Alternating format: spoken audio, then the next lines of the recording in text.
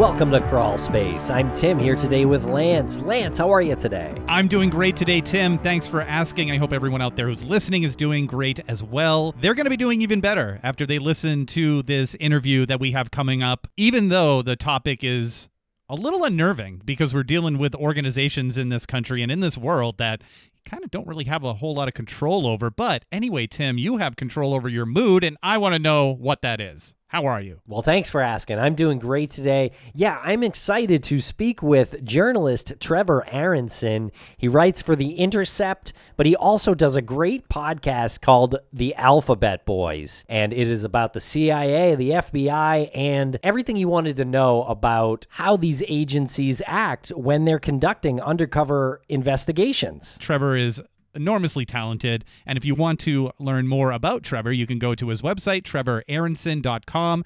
That's TrevorAaronson.com. But Tim, if people wanted this episode, plus all of the other episodes, including the first half of the new series Dark Valley, ad-free, where would they go? Well, our dear listeners can subscribe to Crawlspace Premium now on Apple Podcasts, or if you're not an Apple user, you can go to crawlspace.supportingcast.fm and get the same product there. You'll get ad-free episodes, early releases, and our weekly bonus show, which everybody loves. And you can follow Trevor on Twitter at Trevor Aaronson. And Tim, as long as people are out there following Trevor, where can they follow us? Folks can follow us on social media at Crawlspace Podcast or Crawlspace Pod. Thanks a lot for listening, everybody. We're going to break quick for commercial here, and we'll be right back with Trevor.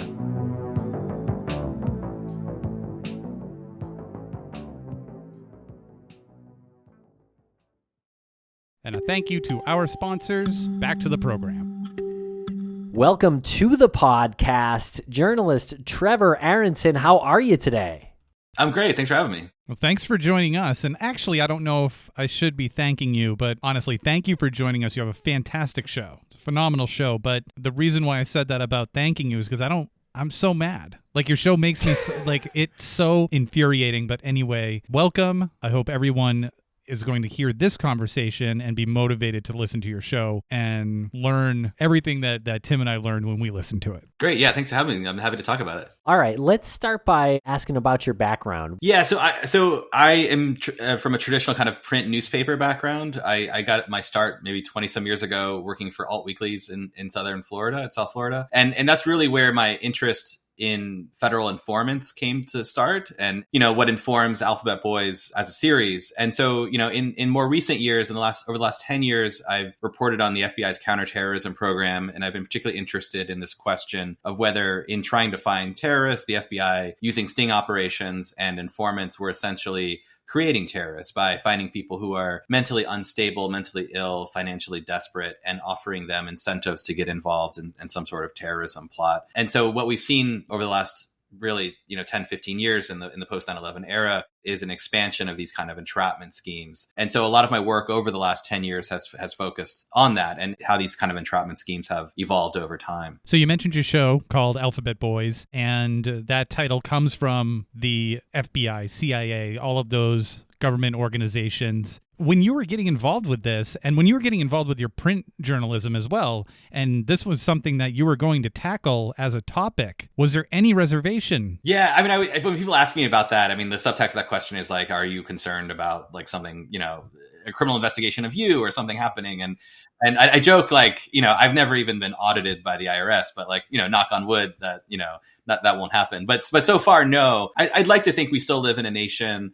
where, federal security services and law enforcement are not going to be so bold as to like do vindictive investigations of journalists because of critical coverage. But, certainly there have been, stories in the last few years that make you question whether that belief is a sound one. But so far, no. I mean, I have no reason to believe that, that I've been a subject of any kind of investigation. That said, though, I mean, I think like reporting on law enforcement has its own hazards, right? I mean, that's true of whether you're reporting on federal law enforcement or if you're like a local newspaper reporter reporting on corruption in your local police department. There's always a fear that something will happen. A lot of my coverage early in my career was on local police use of informants and law enforcement. I remember I was doing this investigation of the Hollywood Police Department outside of Miami.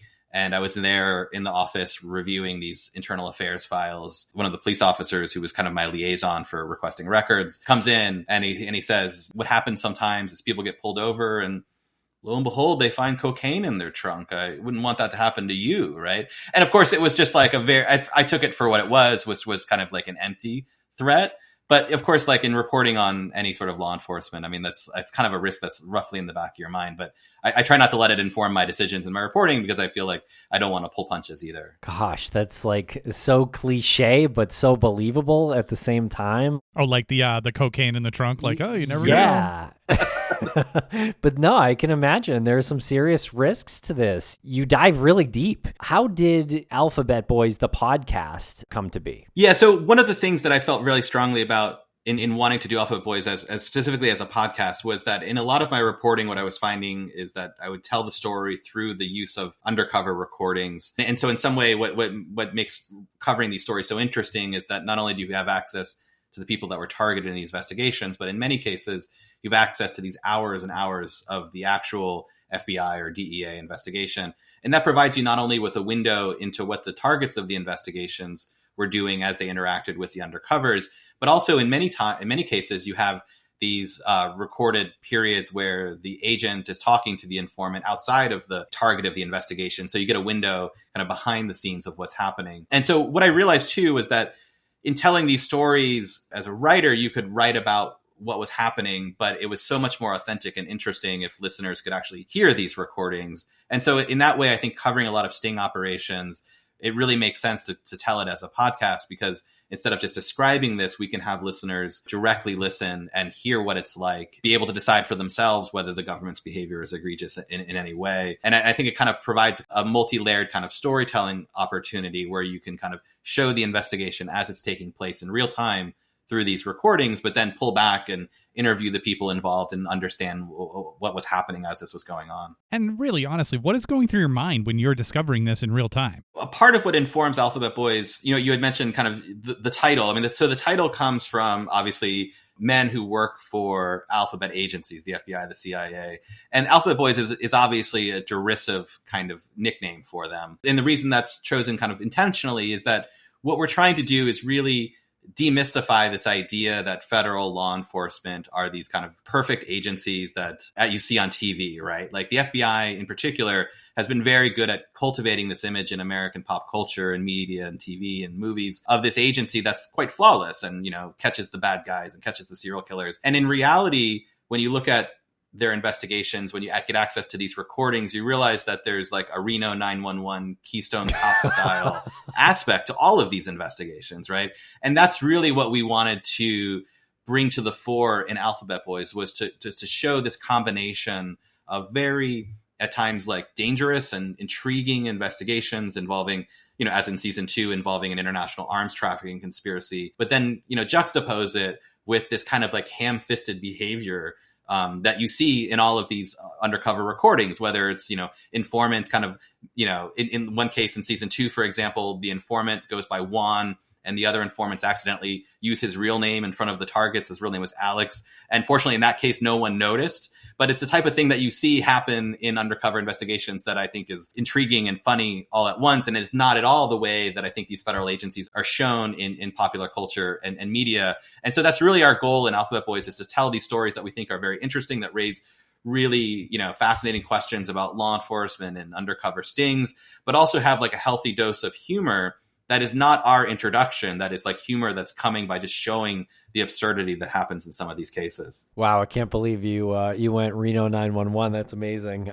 No, but I think you're right. And I think the reality is closer to a Coen Brothers movie, probably, like Burn After Reading, than anything. I think the FBI is deeply flawed. And in season 1, you go into how beneficial it is to be an FBI informant. Can you tell us a little bit about that? Because while you were talking about that on the podcast, I started thinking, hey, we might be great FBI informants over here at Crawlspace. You can make a lot of money. Yeah, you can make an excess of 6 figures pretty easily as an FBI informant. Sign us up. I think when a lot of people think of the FBI, they think wrongly that the FBI is, they think of agents running investigations. And kind of earlier periods of the FBI, that was more true. But if you think about it today, the FBI and the story of the FBI is really a story about informants. There are more than 15,000 informants employed by the FBI at any time, which is more than the number of agents employed by the FBI. And these informants are the ones who are going out and running these undercover investigations, pretending to be the bad guys in the sting, or the ones going into communities or into organized crime rings and bringing information back to the FBI. I should back up and say, I think when a lot of Americans think of FBI and FBI agents, they think of, the Donnie Brasco story and the idea of the agent going deep cover. And certainly there are examples of that. And that is something that can happen today, but it's far more likely to happen that an FBI informant is the one who is acting as kind of the tip of the spear in any investigation.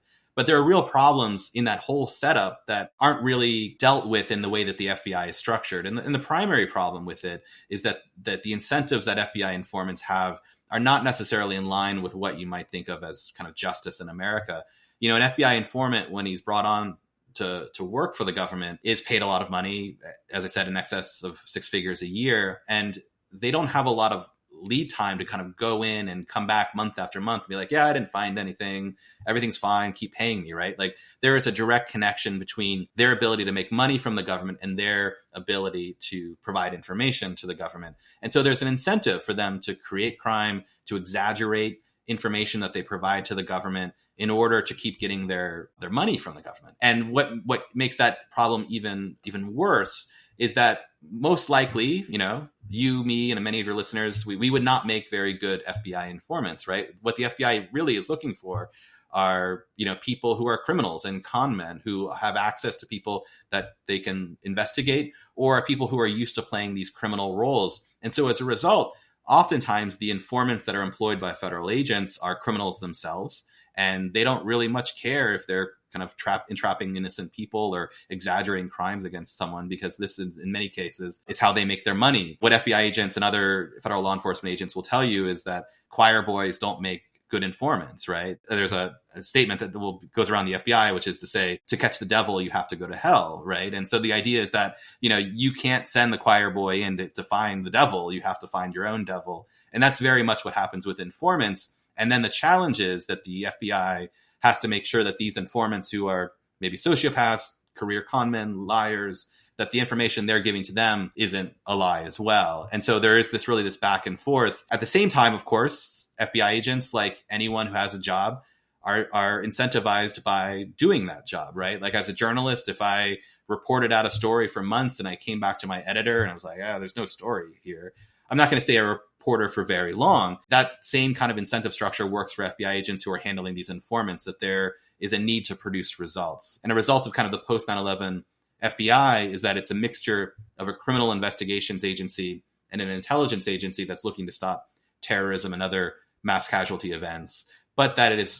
measures its success by the metrics of law enforcement: arrests made, cases prosecuted, convictions. And as a result of that, it incentivizes in many ways informants and agents to pursue cases that at times can be quite questionable. So intricate. Is there any way to actually confirm and ensure that an informant isn't elaborating or exaggerating the crimes? Who is the ultimate person who's like, nope, this is legit, and we don't need to have any further action to investigate or research into what this person's telling us? Yeah, so a callous way that I've heard some FBI agents describe this is very much like, well, the courts will sort this out. This is not for us to decide.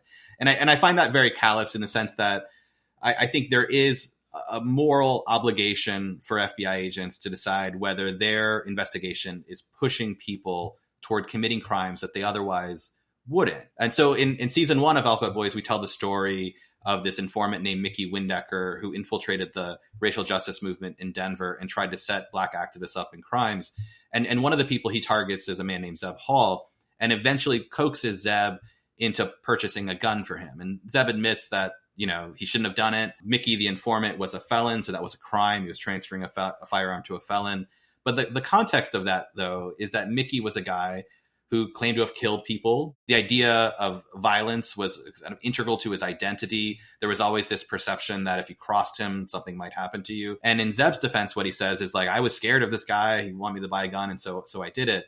And so I think the question for agents in a situation like that is like, did they create a circumstance that allowed a crime to happen that wouldn't have otherwise, were it not for their introduction of the informant, their creation of the entire scenario that allowed this crime to happen? And in many cases, that is what happens. The challenge, I think, and the reason that these these kinds of cases are rewarded is that when they get to juries and they go to the court, the law is pretty clear. If you're charged with a conspiracy, if you're charged in Zeb's case of buying a firearm for a felon, if you did it, you did it, and you're guilty, whether the FBI kind of set up that scenario altogether. What the courts have done over the last, decades is found that it's very difficult to argue entrapment at trial. You basically have to argue that the government fully overwhelmed your will and that you would not have committed that crime were it not for the government's intervention. And I think that when people like me and others look at these cases, our judgment is that that probably is the case. This crime wouldn't have happened were it not for the government's creation of the scenario, but it usually isn't able to meet the bar that the court has set for entrapment. And so as a result, convictions are made. And so it creates this situation where these agents are incentivized to do more and more of these types of sting operations. Season 1 is absolutely riveting stuff. Great journalism, and I really can't believe that the government was paying this Mickey guy monthly thousands of dollars to do what he was doing. He seems like a really dangerous guy. It's important to realize too that the FBI often hires people who have really shady backgrounds. There are a couple of ways that you can recruit someone as an informant. One is to pay them money, and you can pay them lots of money. But the more common trajectory of an informant is that informant commits a crime and gets hung up and then works off that charge by being an informant. And then they stay on after that by receiving payment for future services. And someone like Mickey, as we revealed, was the earliest interaction that we can document of his cooperation with the police is when he was in prison for a menacing charge. He's approached to commit a murder for hire in prison. And instead of committing that murder for hire, he becomes a cooperating witness against the people who are trying to hire him. Over the years, it appears clear from his history that he learned that you can make a lot of money being an informant for local police, for the FBI. And for someone who has a felony record, someone whose professional skills are probably somewhat limited, employment prospects aren't great, especially compared to when you can get paid six figures to provide information to law enforcement. What you see in a lot of these cases is that informants like Mickey make a career out of being an informant. And that obviously raises questions about like whether the people that they're bringing to the FBI are really criminals, in the sense that the informant has made a career of this. So he's going out searching for people, not so much kind of being involved in any sort of criminal enterprise and then reporting that back to the FBI. The informant has a direct financial incentive to create the crime or identify the target. With Alphabet Boys Season 1, did you potentially threaten his livelihood? Possibly. I can tell you from previous, reporting, I had reported on this counterterrorism informant named Shahed Hussein, who was involved in a number of high-profile terrorism investigations. I wrote stories about his background, published photos of him, thinking like, there's no way that this guy can work for the FBI anymore after this kind of publicity.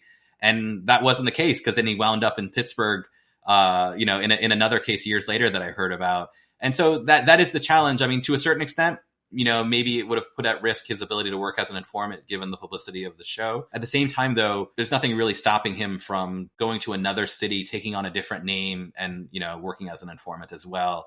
I would imagine that he probably shouldn't be driving around in a silver hearse as he did in Denver, because that's pretty emblematic. But at the same time, though, I don't think that necessarily prohibits him from working for the FBI. So it's hard to know whether he would continue to work for them at this point. And we'll be right back after a quick word from our sponsors. Thanks to our sponsors, and now we're back to the program. I think one important element that you lay out right off the bat is the year, 2020. We say it as sort of a joke now that 2020, could it get any worse in 2020, with the pandemic and all of that. But you did a really good job breaking down all of these moments that happened in this country leading up to this. Could you get into that a little bit here? Because I think it's important to understand the headspace where everybody was at, how charged it was. Yeah, I think we can look back and see 2020 as very much an inflection point, right, in this country, maybe in a way that like kind of, shifted kind of the historical tide in a way similar to 9/11, in the sense that, this was a presidential election, right? It was this very tumultuous race between Joe Biden and Donald Trump. We were in the middle of a pandemic, and then, George Floyd's murder in Minneapolis sets off this protest around the country. And I think there was this real feeling, I felt it, I imagine a lot of Americans felt it, that like things were changing in a way that seemed at times good and seemed at times uncomfortable. And you just felt like this was a year that we were standing at the precipice of this huge change, and you didn't know how to feel about it. Not only, was the racial justice process going on, but then when is this pandemic going to end? How many people are going to die in this pandemic? And I think there was just a lot of fear at that time leading up to the racial justice movement in 2020. one of the things that had happened under the Trump administration was that they had come up with this term called Black identity extremism, which was a belief that Black activists who were protesting police violence could cross a line toward domestic terrorism. And so they basically defined this idea as an ideology under the rubric of domestic terrorism in the FBI. This was met for all the right reasons by criticism in the media and on Capitol Hill. And so the FBI kind of took a step back and folded it all under this category called racially motivated violent extremism that includes white supremacists and far-right groups. But at the same time, even though they made this change, internally within the FBI, there was a belief that these racial justice protests could turn violent. The second in command of the FBI compared the racial justice protests to 9/11, and that agents needed to run toward the danger because there was stuff to investigate. And so that was really the landscape that existed when Mickey Windecker, the informant in Denver, goes to the FBI and says, I can infiltrate this movement and go in.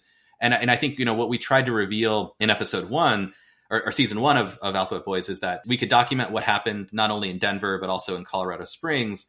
But it's unlikely to assume, I think it's unreasonable to assume that this was somehow anomalous, that this is only happening in Colorado. There were reports of similar activities by informants in Minneapolis and Seattle, and really across the country, of people that were acting very suspicious and a belief that they were somehow working with the government. Whether they were really deserves a lot more investigation. But the larger point of this, I think, in what we tried to show in the first season, what we're seeing in the use of stings and informants in the racial justice movement is really an importation of the tactics that came out of the drug war, came out of the war on terrorism. And, now that both of those wars are very much waning, we're seeing it applied in other ways. And if you look back at, the criticism that came post 9/11 of the Patriot Act and others, a number of civil liberties activists were saying at that time, how long is it going to be before the government uses these kind of post 9/11 powers against non-terrorists, against political activists, against people who have unpopular views? And we're beginning to see kind of shades of that in the summer of 2020 with this type of activity. I can't tell you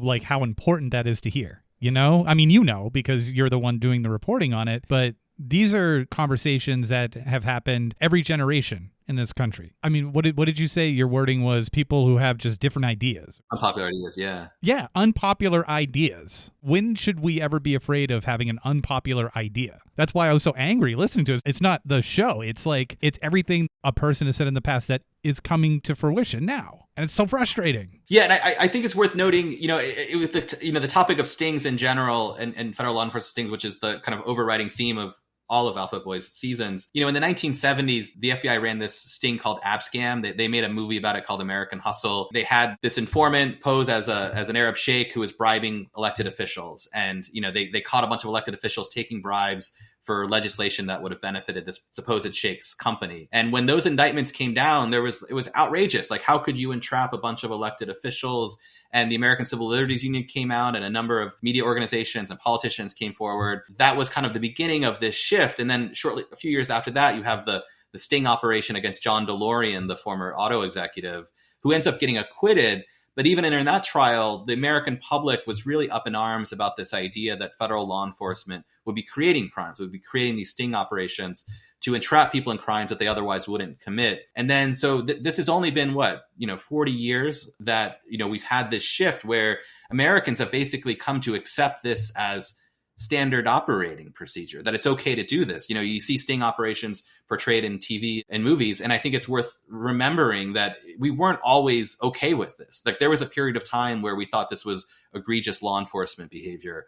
But I think institutionally over the last 40 or so years, we've just come to accept this as this is how law enforcement does business. And I think that's a really unfortunate position that we've come to be in. And I think part of the problem there too, at least for me, internally, is that I feel like some of them are okay and some of them are definitely not okay. I think everybody has their own personal feeling on which ones fall into that category, those categories. The challenge with sting operations is the differentiating position can be, if the FBI weren't involved or the law enforcement weren't involved in the sting, could the crime happen, right? So you can make an argument, for example, that maybe drug stings are okay because if you're pretending to be a drug seller, a drug dealer, and someone doesn't buy it from you, there's plenty of other drug dealers who you could buy drugs from, right? So, that's the argument there. But the situation with terrorism is very different, right? Or high-level crimes. if an FBI agent working a sting operation provides you with a Stinger missile, you can't get that Stinger missile from another source, right? Like there's no criminal network in the United States that's like, hey, we've got Stinger missiles. The government is the only one making those kinds of crimes possible. And I think that's really kind of the differentiating point for some of these sting operations. For season 1, you were given some tapes by an anonymous source. Is that correct? So season 1 is based largely on a leak of material that came to me that had to do with the FBI's investigation in Denver. So there were about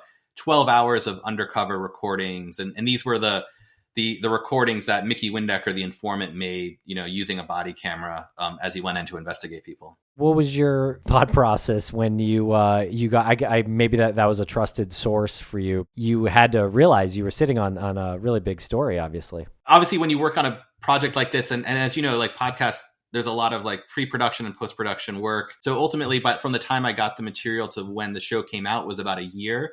And there was a part of me that struggled with that because there was a fear that like, well, what if someone else obtains these materials or scoops me in some way? But at the same time, I felt that it was really important to not only kind of reveal this information, but reveal it in a comprehensive and compelling way. And so in that sense, we thought it made the most sense to do it as a podcast where we could put together and tell that story over 10 episodes. When I first received the material, the backstory for me in this is that, as I'd mentioned, I'd covered the use of these sting operations in the counterterrorism context. And I remember when the summer of 2020 happened, I remember thinking, given the FBI's previous designation of Black identity extremism, there was this question in my mind that they might choose to use these types of tactics against racial justice activists. At least that was the theory. And so when I finally obtained these materials, in some ways it was kind of like vindication in my own mind that this theory that I'd had that they would do this ended up being right. Like they did exactly that they used these tactics that they'd refined in sting operations in the war on terrorism in order to apply them against racial justice activists. And, and I should say, like,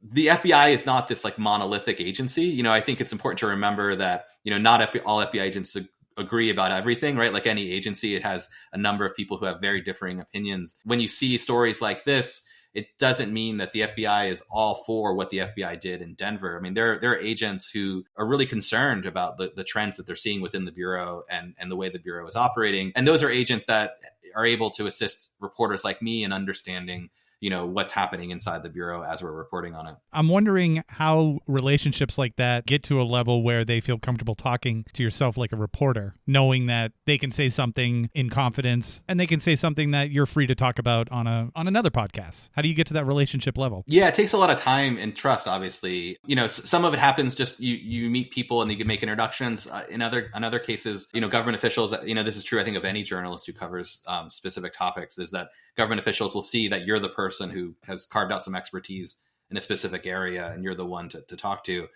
I do want to note, and this is an important issue, I think, is that in recent years, under the Obama administration particularly, we saw the use of the Espionage Act to go after sources. And there really has been a concerted effort in recent years to create a chilling effect for government officials talking to journalists, that sources are now being charged with the Espionage Act. That's a really troubling thing. And I think it has made my work and other journalists who report on these agencies, it's made it a lot more difficult because when you speak with someone confidentially, especially someone who's working in government, you want to make sure that you are protecting them as much as possible.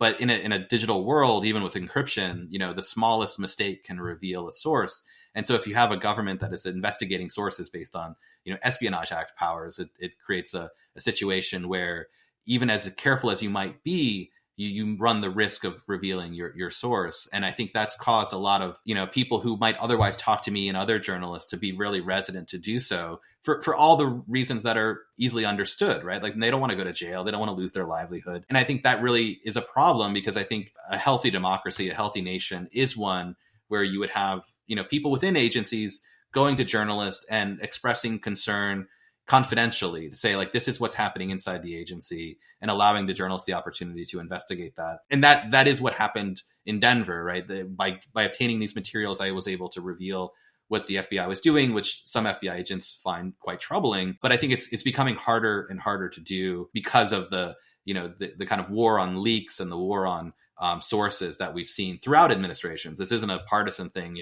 Democrats are as guilty as Republicans in pursuing sources and trying to create a chilling effect where journalists like me really struggle to communicate and work with sources for fear of their prosecution. And has anything happened in regards to the story in season 1 since season 1 stopped airing? We did locate Mickey, although he's continued not to cooperate with us. The last we'd heard was that he was in Florida working as a Kearney. You really can't make that up. And the ACLU is now involved in Denver in looking at possibly some sort of lawsuit against the FBI and or the city of Denver police. Wow, fantastic. A Kearney. A Kearney. What is he doing as a Kearney? I'm not sure. I don't know that part. The backstory of this is someone who knew his new girlfriend sent us her Facebook page, and there were a bunch of videos and photos that were not private. It documented a bit of their life over the previous few months working at a carnival in Florida. Whether he's working as a carnival and working with the FBI, I don't know. But for a time, it did seem to suggest he was working as a Kearney. But would it surprise you if there was some government agency working with him in relation to this carnival work? Would it surprise you at this point? I mean, that would be a great additional season, right? Like the federal investigation involving the Kearney and like some sort of like, I mean, that's really a movie waiting to happen. Now you are talking like Coen brothers. Exactly. We'll be right back after a quick word from our sponsor. And a thank you to our sponsors. Back to the program. Tell us about season 2 of the Alphabet Boys. I understand it's coming very soon, June 2023. Yeah, it comes out at the end of this month in June 2023. It's about a man named Flavio Georgescu. And what's really fascinating about this story is that it's a sting like we documented in season 1. But in this particular case, Flavio is contacted by a Colombian who asks him to broker this international arms deal for the FARC, what was then the rebel group in Colombia that was then a designated terrorist group in the United States. And Flavio calls the CIA and reports the whole thing and says, this guy from Colombia called me. He's interested in buying weapons. Do you want me to look into this? And Flavio at the time was a former FBI informant who had worked successfully with the FBI in Las Vegas, and so had reason to think his information might be, terms credible. Ultimately, Flavio is arrested for brokering this arms deal. And the question we kind of put in the season is whether Flavio really was working for the government, was working for the CIA and providing information, or as the government would later allege in his prosecution, he had created this as a kind of cover, an insurance policy in the event that he was ever arrested. And so when he ultimately is arrested for brokering this arms deal, he tells the Drug Enforcement Administration who were arresting him, I'm working for the CIA. And the question we try to ask and reveal over the 10 episodes is this idea, was Flavio really working for the CIA or was it this cover? And I think what's really interesting about the show is that, like season 1, it relies heavily on the undercover recordings, in this case from the DEA, to reveal, not only the investigation itself, but also this very, strange world that most people never get access to, of how like an international arms deal happens, of how someone from Colombia could purchase military grade weapons from Eastern Europe and how they would then be shipped and who's involved in all of those transactions. And so it's a really kind of interesting behind the scenes look at how international arms trafficking happens and the role that federal law enforcement agents play in trying to stop it. I don't know why this occurred to me, but I didn't think about this question until you were explaining the international arms trafficking. This might sound like a really dumb question, but in this day and age, we can go on Amazon or another website and we can just order something and it can be here tomorrow. Is there anything like equivalent to that when you're talking about dealing in arms? Is there like a database or something that criminals have access to? There may be. I'm not familiar with the database, but what's interesting about arms dealing in general and arms trafficking is, the entire global market for arms, involves like governments purchasing weapons from different factories. A lot of them are in Eastern Europe. Obviously, the United States makes a lot of weapons. The vast majority of it is legal, is well regulated. And so these arms factories and manufacturers have catalogs that are very similar to like, an old Sears catalog or any kind of catalog with all of the products, glossy magazine that shows what the different weapons are and the specifications. There are contracts. It has all of the trappings of a kind of a normal business, even though you're talking about, military grade weapons that cause harm all around the world. There very much is this kind of very business-like industry that exists. And so of the total global arms trade that is legal, about 1% of it is illegal. And that's the arms trafficking aspect of it. But the way it's illegal also has trappings of a real business. The Colombian FARC rebels in the story we tell are flipping through the catalog of arms that they want to purchase. And the way that the arms are then shipped, there's this international regulatory document called an end user certificate that basically means that if you go to a factory and you have an end user certificate and it's for a country that is legally under international regulations able to receive those weapons, they can then purchase those weapons and then ship them over. But what happens is that factories will know that the end user certificate that they've been presented is false. So, for example, in the case that we reveal, the end user certificate that the people involved have says the weapons are going to Ethiopia, but ultimately the destination is Colombia. And so the guns will then be diverted from Colombia, from Ethiopia, if they even make it there in the first place. What we know about international arms trafficking is that in many cases, these arms manufacturers, particularly in Eastern Europe, will kind of like with a wink and a nod say, okay, yeah, it's going to Ethiopia, knowing that the guns are going elsewhere. And so, when you look at conflict zones around the world, Syria, the Syrian civil war being an example, that's in many ways how these guns are flowing into Syria, is that they're coming, not from, the back of trucks being snuck across borders, but they are, using the same, delivery channels that legitimate arms are used, except that they're using forged documents or the level of corruption involved to get those weapons there. And so that's kind of the world that we try to pull the curtain back on in season 2. Glad you had such a great answer to that. I had no idea. Well, yeah, it wasn't a dumb question at all. Yeah, no, actually, like my colleagues in working on the show, that was some of their reaction too, was just like how weird it was. Like in the opening scene of the season, Flavio is holding a contract for the weapons. And like some of my colleagues were just kind of floored by this idea that like, this is an illegal arms deal. There's a contract, and it is kind of an interesting aspect of all this. I did actually think it was a dumb question. Full transparency. Just kidding.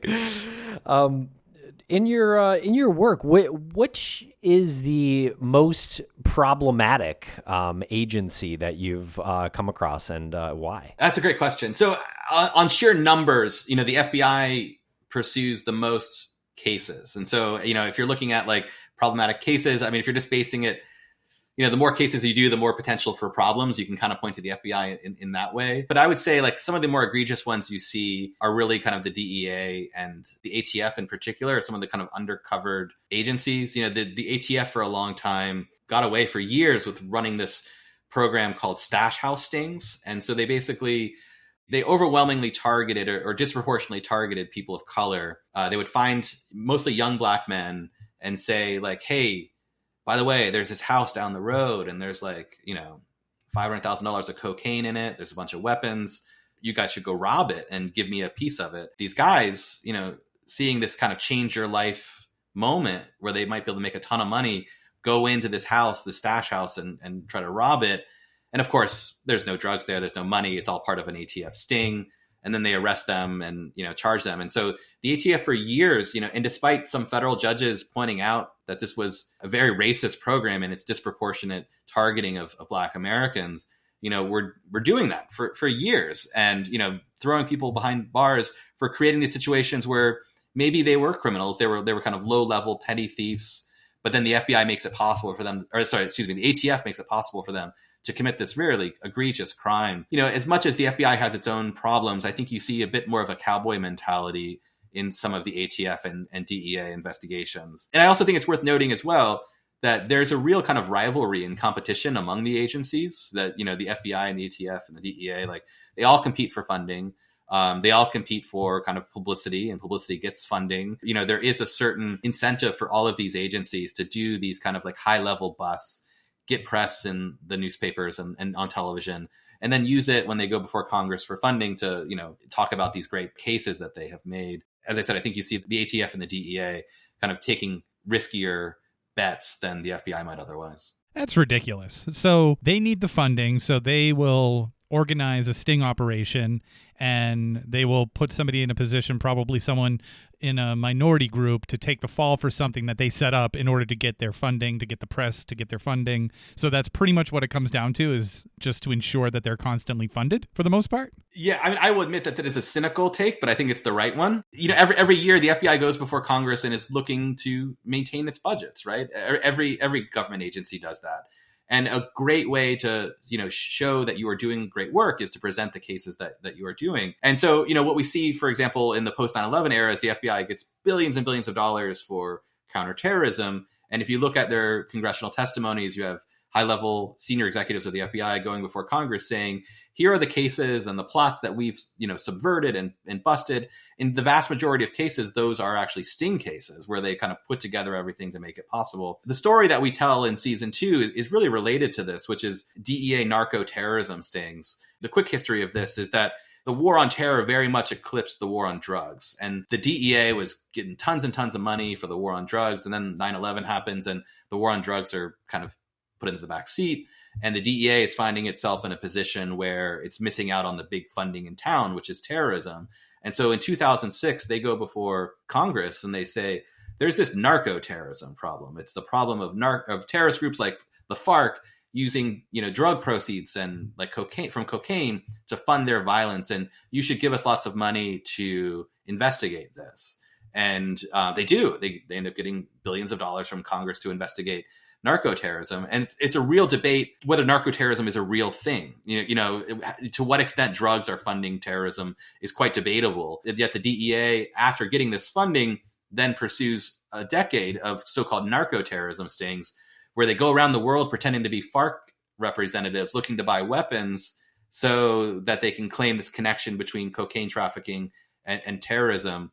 And that connection is, if you talk to experts, you talk to people who study this, that connection is very tenuous. And yet the government kind of, in order to justify its funding, pursues a lot of these cases. And so you see that across agencies. The challenge from an oversight perspective is that in many cases, congressional officials are really hesitant to push back on a lot of this for fear of like running for re-election in 2 years and coming across as soft on crime, soft on terrorism, soft on drugs. And so, in many ways, these agencies have been allowed to kind of inflate their numbers by creating crimes in these stings and then presenting it to Congress and the public as, justifications for their funding. How one would be cynical in this world is a mystery to me.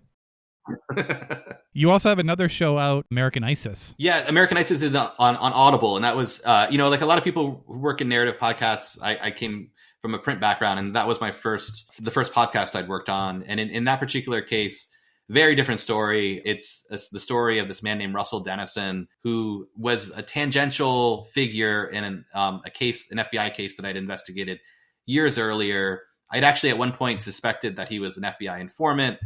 And during that initial reporting, I had reached out to him based on an email address and never heard back from him for the first story I was working on that was tangentially related to him. And then years later, I get this contact from him wanting to tell a story. And it turned out he'd been living in Syria for, at that point, 4 years, was a member of ISIS as an American, had been with the group since its early formation in Syria, was living in Raqqa, and basically was in this position where, the walls are closing in. I think he realized he was going to die and wanted to tell a story. So for about 6 months, we communicated in secret through WhatsApp messages. He would send me recordings, and over time, I think it was, maybe like 40 hours of recordings that he'd sent me that then formed the basis of American ISIS, where it's, telling his story, but then kind of the unique circumstance of my communications with him over that period of time.